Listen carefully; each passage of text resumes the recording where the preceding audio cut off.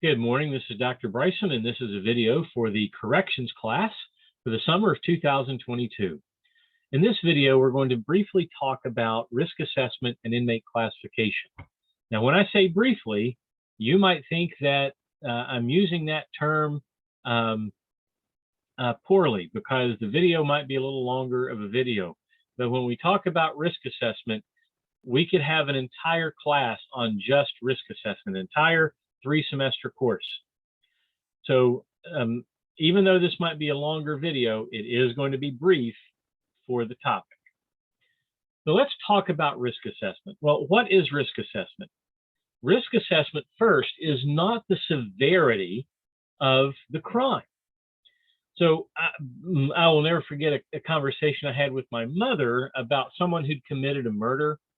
And there was some question that it might have been self-defense. And I said to my mother, murderers are fairly low risk.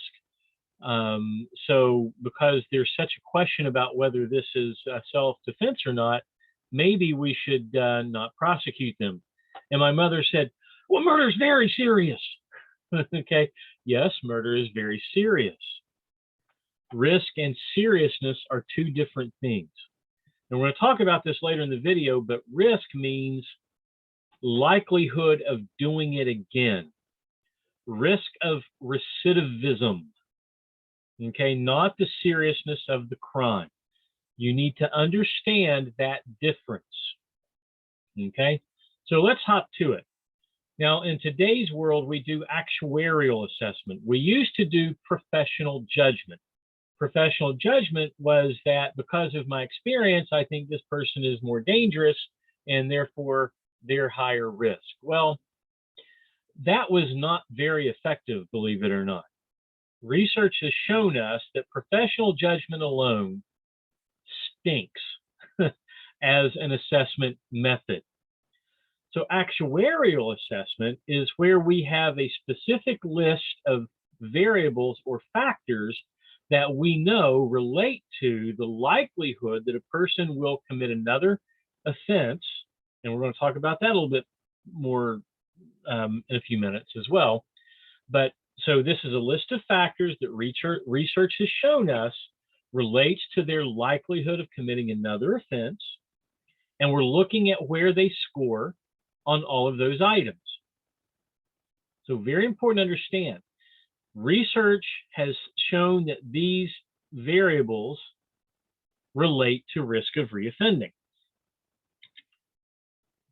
There are different types of variables. First, there are static variables. Static variables are variables that either cannot change or we cannot make them better with intervention. For instance, a history of criminal behavior, criminal convictions, rather. So we do know that if someone has a prior history of criminal convictions and they're convicted again, that we now have a higher risk of reoffending. We cannot make that one better. We can intentionally make it worse. The offender can say, I'm going to make myself worse if they want to. I've never known someone do that, but they can make it worse by continuing to commit crimes, but they can't make it better. In other words, they can't intervene to improve the variable. Age is another one.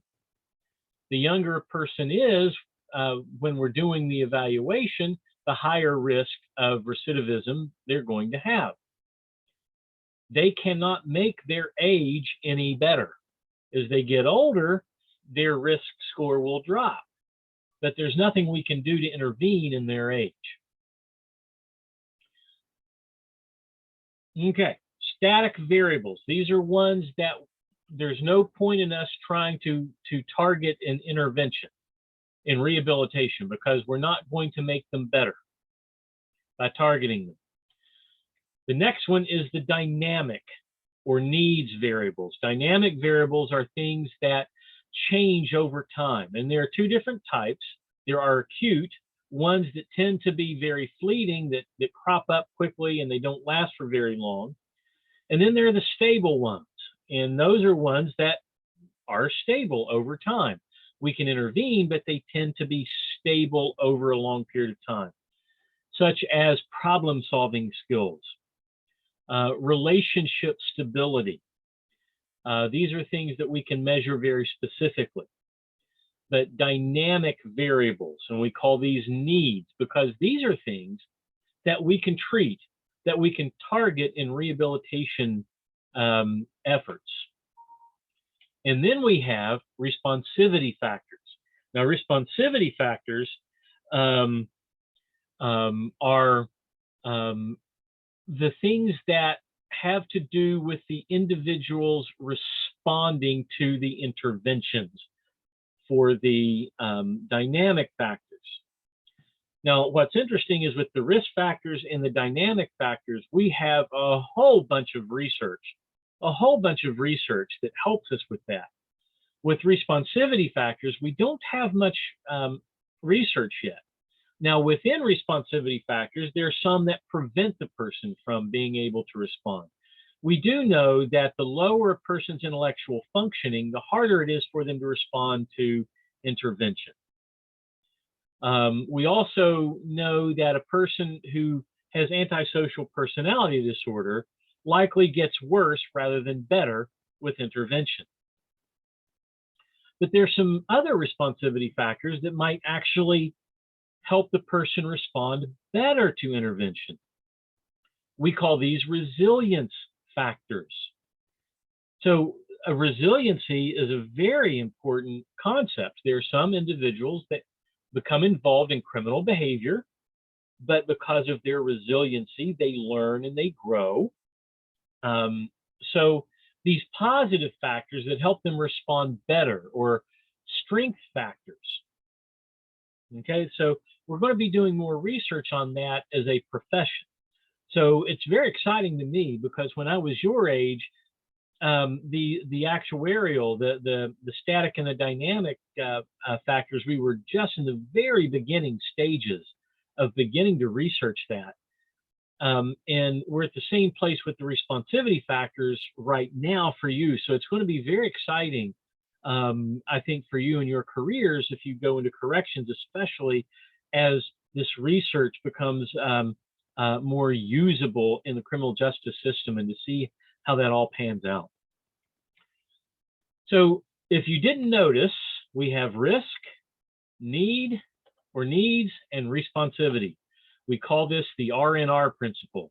So when we are doing rehabilitation efforts in the prison, as well as if they're on the street, we are looking at the R&R principle. So risk tells us how intensive their supervision needs to be. Needs tells us what factors do we need to address with that individual. Responsivity tells us how likely is this person going to respond to our attempts at rehabilitation, and because of these responsivity factors, how can we adjust our interventions, our rehabilitation efforts, to treat this, to give this person what they need in a better way. So the risk, need, responsivity principle, the R&R principle. Remember that, very important, extremely important. Now, we use this principle for inmate classification, because one of the risks that we are trying to look at is institutional misconduct. Okay, and we'll look at that here in just a minute. Now, risk is a likelihood, not a prediction. In other words, we're determining that this person, because of their score on the instruments that we use, they fall in this group of people who have a stronger likelihood of doing a particular behavior than not. It doesn't mean that they will. We're not predicting that they will. We're simply saying they have a much stronger likelihood if they're at the high risk level than if they're at the low risk level. By the way, someone at the low risk level may engage in more behavior, even though the likelihood is low. Okay? So we're not saying, well, I predict this person will or this person won't. It is not a prediction. So get that out of your mind. It is not a prediction. Okay. What we're looking at is level of dangerousness as well. In other words, how dangerous do I have to presume this person is? So if I am working with someone who has committed sexual offenses against children over the last 30 years, almost 3 or 4 a week, okay, so very high volume, very high density of offenses, then that person is going to have a much higher level of dangerousness than, say, a 75-year-old in the early stages of Alzheimer's who shoplifted a pack of gum. I think we can, without having to have the research, recognize that one is more dangerous than the other. One is more likely going to keep on hurting other people than the other. Okay, we use it for service planning. Very important that you understand that. Service planning. In the sex offender groups that I do, the relationship stability, the relationship health, which we know is a risk factor for sexual reoffending, very strongly correlated. Substance abuse is also very strongly correlated to risk of sexually reoffending. Substance use is. Okay, I spent a lot of time on those particular 2 topics. Problem solving is another one. So, we've got guys who claim they can't get a job because of their sexual offense conviction, and they can't really see what they're doing, solving this problem. So we work on that a lot as well. So these are specific things we do to reduce their risk. So the different types of risk that we're trying to measure: institutional misconduct. In other words, we want to know the likelihood that someone will engage in institutional misconduct.